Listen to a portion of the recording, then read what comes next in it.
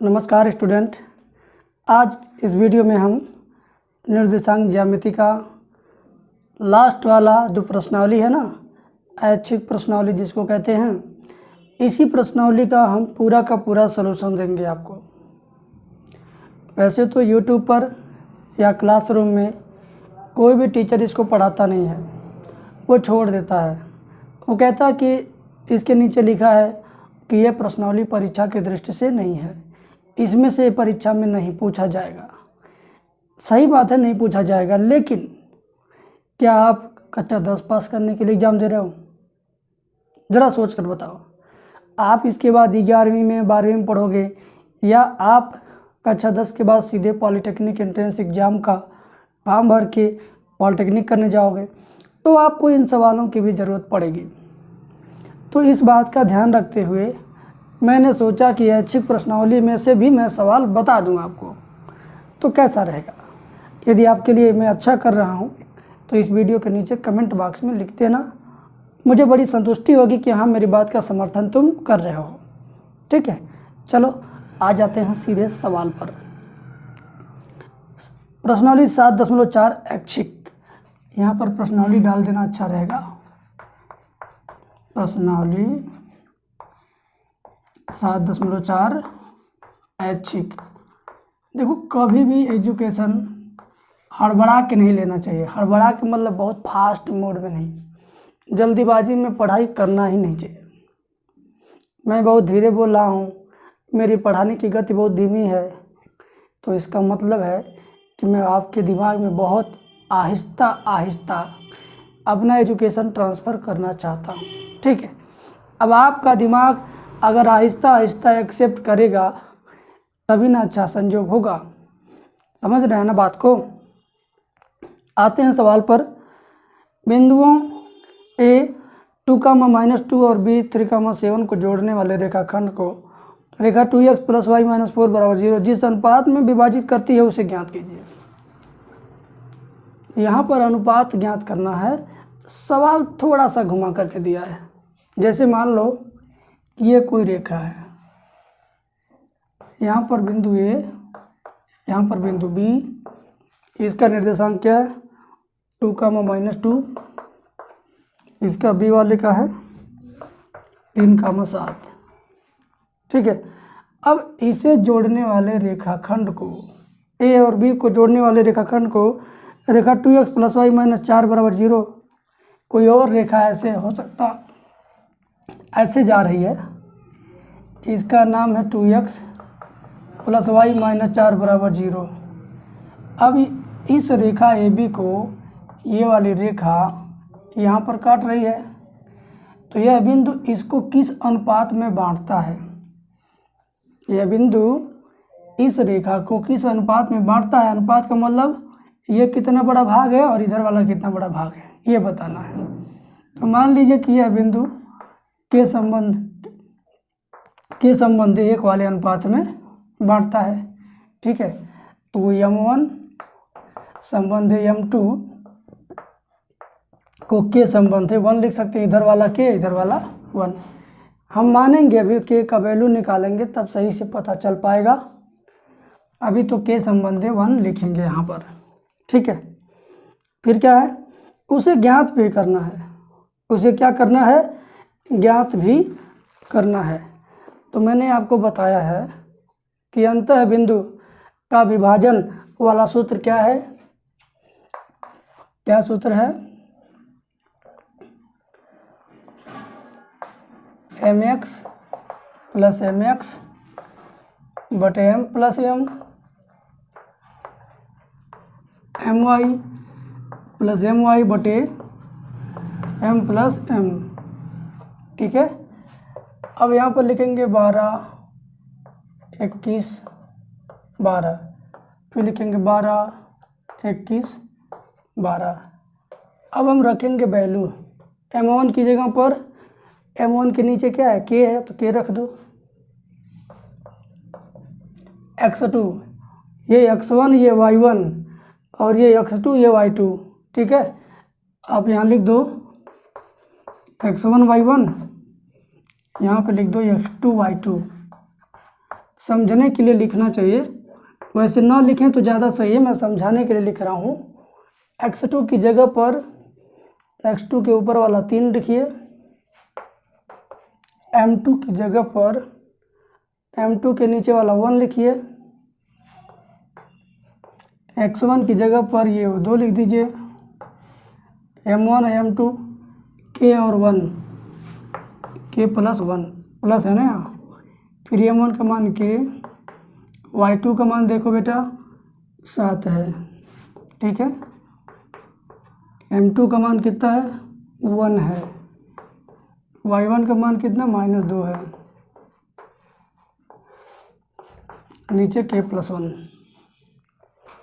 ये हो जाएगा k प्लस 2, 3k प्लस 2 अपान k प्लस 1 और 7k -2 अपान k प्लस 1। ये आ गया आपका निर्देशांक, कहाँ का, यहाँ का। इस बिंदु का निर्देशांक आपको मिल गया इतना कामा इतना। ये तुम समझो क्या, ये x वाला वैल्यू है, ये क्या समझोगे, ये y वाला वैल्यू समझोगे, x y, ठीक है मेरे भाई। यहाँ जो बिंदु कटान बिंदु है ना, इसी का निर्देशांक आया है। अब क्या करेंगे, यह जो रेखा जा रही है, ये वाली रेखा, इसी रेखा के ऊपर है ना ये बिंदु, बोलो, इस रेखा के ऊपर है ना ये 4, ये गोल वाला बिंदु। जब इस रेखा के ऊपर है यह बिंदु, तो यह बिंदु इस रेखा को सेटिस्फाई करेगा, यानी इस बिंदु को इस रेखा में रखा जाएगा। तो इस बिंदु को इसमें रखने का मतलब हुआ कि इसको हम इसमें रखेंगे, ये वाला x की जगह पर और ये वाला y की जगह पर हम इसमें रखेंगे, ठीक है। तो हम यहाँ पर लिखते हैं 2x प्लस y माइनस 4 बराबर 0, रेखा 1 बना देते हैं, लिखेंगे रेखा 1 में मान रखने पर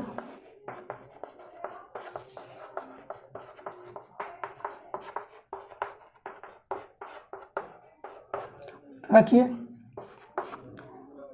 2 इंटू एक्स, एक्स की जगह पर क्या, एक्स की जगह पर एक्स का इतना बड़ा मान रखो, इतना बड़ा मान 3k प्लस 2 अपान k प्लस 1, और प्लस वाई, वाई की जगह पर इतना बड़ा मान रखो,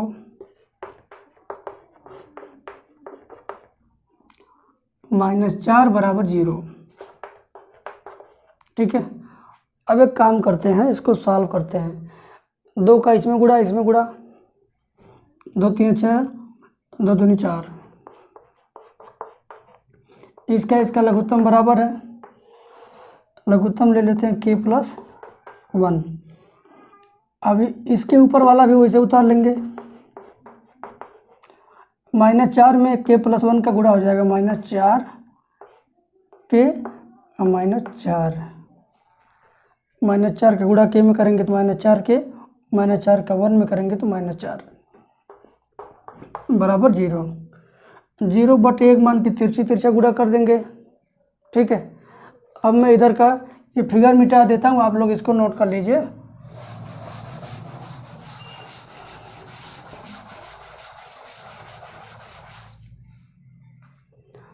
अब जब हम तिरछा गुणा करेंगे, इतने का इसमें गुणा करेंगे तो 6 के 7 के 13 के, 13 के में से 4 के घटेगा तो 9 के,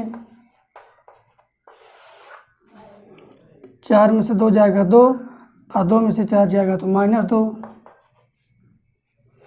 6 7 13, 13 में 4 गया 9, 4 में 2 गया 2, 2 में से 4 गया -2, k प्लस 1 का 0 में गुणा करेंगे तो 0 हो जाएगा, 9 के बराबर ये उधर जाएगा +2, के बराबर 2 बटे 9। तो आपको ज्ञात क्या करना था, अनुपात ज्ञात करना है। अनुपात को आपने क्या माना था, k संबंध 1, जो मैंने यहाँ चित्र बनाया था ना, तो वहाँ पर अनुपात क्या लिखा था मैंने, k संबंध 1, यानी k बटे 1 हो गया, k का मान 2 बटे 9, और इसके बटे क्या 1 है, तो नीचे 1 लिखते नहीं हैं, तो ये 2 संबंध है 9 ही रहेगा। ये हो गया आंसर। ठीक है, क्या हो गया आंसर? अनुपात 2 संबंध है 9। क्लियर, कोई दिक्कत नहीं ना। एक बार इसको दोबारा देख लीजिए। अब भाई सवाल नंबर 2 देख लेते हैं। सवाल नंबर 2 तो बहुत ज़्यादा मज़ेदार है। समझ लो, ये तेरे नाम से शुरू तेरे नाम पर ख़त्म वाला सूत्र इसमें इस्तेमाल होगा और थोड़ा सा सांप वाला, सांप के फुफकार वाला। ठीक है, तो चलिए तेरे नाम से शुरू तेरे नाम पर ख़त्म करते हैं और सांप वाली फुफकार मारते हैं। ठीक है, देखो दूसरा सवाल कहता है x और y में एक संबंध ज्ञात कीजिए कि यदि बिंदु x y और 1 2 और कितना 7 0 संरेखी है। मैंने बोला था संरेखी स्थिति में त्रिभुज का क्षेत्रफल बराबर क्या होता है? 0 होता है। तो बाबू 2 लाइन खींच लो, इन तीनों को लिख लो लगातार, x y, फिर 1 2, फिर 7 0, फिर ये शुरुआत वाला लास्ट में लिखेंगे x y। ठीक है, हाँ अब क्या करेंगे? अब देखो, अब तुम देखो ध्यान से लिखेंगे, चूंकि तीनों बिंदु संरेखी हैं, तीनों बिंदु संरेखी हैं, इसलिए त्रिभुज का क्षेत्रफल बराबर 0। ठीक है, अब क्या होगा? जब त्रिभुज का क्षेत्रफल 0 हो गया तो अब हमें इसका इस्तेमाल कर करके अपना काम कर देना है। कैसे होगा इस्तेमाल? इधर से इधर ऐसे मारेंगे, फिर ऐसे मारेंगे, फिर ऐसे मारेंगे। मारने का मतलब यहाँ गुणा करना है।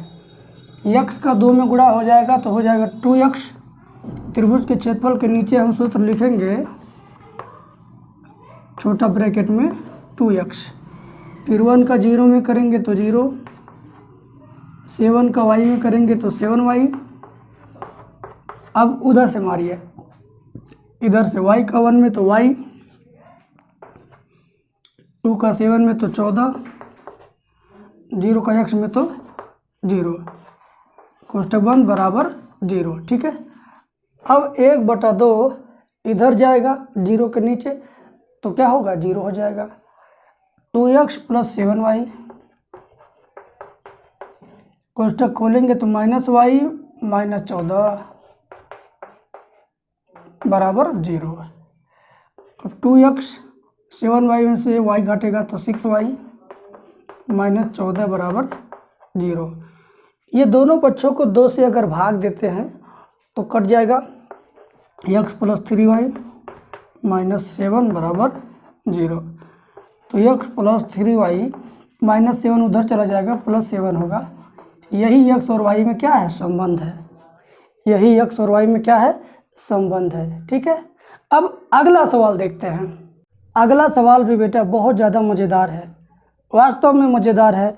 अगर तुम्हारे पास टाइम है तो देखो, नहीं टाइम है तो रख दो, बाद में देख लेना, लेकिन पूरा फुर्सत से देखो, एकांत जगह पर कॉपी पेन के साथ, बुक के साथ देखिए, मज़ा आएगा। ठीक है, अगला सवाल कहता है कि बिंदुओं 6, -6, 3, -7 और 6, -6। ये सवाल नंबर 3 है। 6, -6, 3, -7 और 3, 3 से होकर जाने वाले वृत्त का केंद्र ज्ञात कीजिए। बहुत बढ़िया सवाल है, वृत्त का केंद्र ज्ञात करना। चलिए हम यहाँ केंद्र में लिख देते हैं, मान लेते हैं ये x, y है। एक यहाँ मान लो, एक यहाँ मान लो, एक यहाँ मान लो। ठीक है, 6, -6 सोच लो यहाँ है, और यहाँ पर सोच लो कि 3, -7 है। चाहे जहाँ आप सोच सकते हैं, और यहाँ पर 3, 3 है, और ये केंद्र है। केंद्र से इसकी दूरी, केंद्र से इसकी दूरी, केंद्र से इसकी दूरी, ये मान लो P, ये Q और R है। ठीक है, तो एक काम करो बाबू, यहाँ से जितना ये है उतना ही ये है, यानी इसके बीच की दूरी बराबर लिखेंगे, इसके बीच की दूरी लिखेंगे ना। तो आप यही काम कीजिए। आप कौन सा काम कीजिए?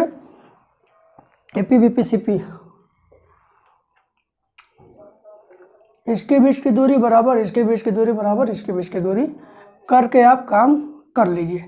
ठीक है, तो चलिए करते हैं।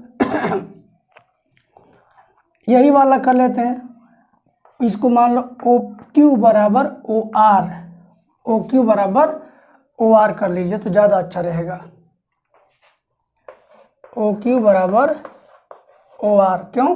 क्योंकि त्रिज्या है, तो ओ क्यू के बीच की दूरी क्या निकलेगी? ओ क्यू के बीच की दूरी निकालो, पहला माइनस पहला का होल स्क्वायर, या इसे करो पहला माइनस पहला का होल स्क्वायर, एक्स माइनस 3 का होल स्क्वायर, रूट के अंदर एक्स माइनस 3 का होल स्क्वायर प्लस ये दूसरा वाला पद माइनस दूसरा वाला पद, तो y माइनस 7 करेंगे तो हो जाएगा प्लस 7, y प्लस 7 का होल स्क्वायर बराबर ओ आर के बीच की दूरी क्या होगी? तो इसमें भी पहला माइनस पहला एक्स माइनस 3 का होल स्क्वायर अब प्लस y माइनस 3 का होल स्क्वायर। दोनों पक्षों का वर्ग जब करेंगे तो करड़ी हट जाएगी, हट गई, फिर ये बचा एक्स माइनस 3 का whole square plus y plus 7 का होल स्क्वायर बराबर एक्स माइनस 3 का whole square plus y minus 3 का होल स्क्वायर। एक्स माइनस 3 का होल स्क्वायर, एक्स माइनस 3 का होल स्क्वायर पूरा पूरा कट गया दोनों पक्षों से, ये बचा है, इसका स्क्वायर खोल दो तो वाई स्क्वायर प्लस 49 प्लस 7 दूनी 14 वाई, इसका खोल दीजिए, वाई स्क्वायर प्लस 9 माइनस 3 दूना 6 वाई, वाई स्क्वायर कट गया, 14 वाई माइनस 6 वाई इधर आएगा प्लस 6 वाई बराबर 9 प्लस 49 उधर जाएगा माइनस 49, दोनों जोड़ेंगे ये वाई है, ठीक है ना, 14 6 20 वाई बराबर 9 में से 49 जाएगा माइनस 40, 20 से 40 काट दीजिए, वाई बराबर माइनस 2, तो वाई बराबर कितना आ गया? माइनस 2। अब क्या करेंगे? यक्स का मान निकालने के लिए, यक्स का मान निकालने के लिए हम यहाँ से यहाँ के बीच की दूरी निकाल लेते हैं। ठीक है, यहाँ से यहाँ के बीच की दूरी ओपी निकाल लेते हैं, ओपी बराबर ओ क्यू कर लेते हैं तो ज़्यादा अच्छा रहेगा, ओपी बराबर ओ क्यू कर लेते हैं। तो रूट के अंदर क्या होगा? ओपी का मान कैसे निकलेगा? पहला माइनस पहला x minus 6 y plus 6, x minus 6 का होल स्क्वायर वाई प्लस 6 का होल स्क्वायर बराबर ओ क्यू का निकालेंगे, ओ क्यू का तो x minus 3 y plus 7, x minus 3 y plus 7 का होल स्क्वायर। अब आगे देखो, दोनों पक्षों की करड़ी हट जाएगी, दोनों पक्षों का वर्ग जब करेंगे तो क्या होगा? इसका स्क्वायर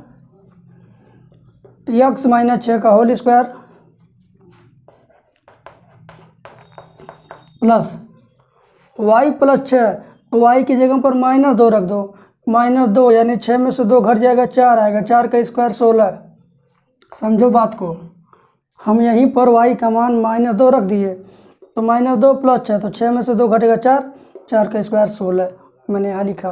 करड़ी को मैंने पहले से हटा दिया दोनों पक्षों का वर्ग करके, एक्स माइनस 3 का होल स्क्वायर,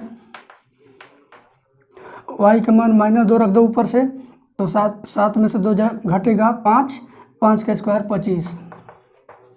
ठीक है, अब स्क्वायर खोल दो, x square plus 36 minus 12x plus 16 बराबर x square plus 9 minus 6x plus 25, x square cut गया। अब ध्यान से देखो भाई, माइनस 6x इधर आएगा प्लस 6x, अब माइनस 12x पहले से है बराबर 25 और 9 कितना हो गया? 25 में 9 जोड़ेंगे तो 34 हो जाएगा, 34। अब प्लस का 16 36, 16 36, 36 दाहिने पक्ष में जाएगा माइनस 36 और 16 दाहिने पक्ष में जाएगा माइनस 16।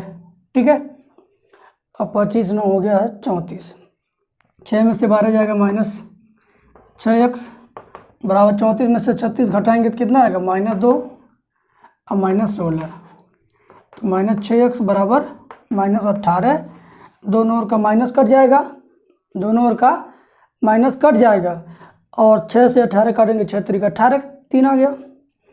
x बराबर 3, तो x बराबर 3, y बराबर कितना -2। तो लास्ट में लिखेंगे केंद्र बराबर x की वैल्यू पहले लिखेंगे 3 और y की वैल्यू बाद में लिखेंगे -2। तो 3 -2 ये हो गया आपका केंद्र का निर्देशांक। वृत्त के केंद्र का निर्देशांक क्या आ गया 3 -2। तो ये हुआ इसका सही आंसर। ठीक है, अच्छा लगा हो तो कमेंट करके लिखिए। ठीक है।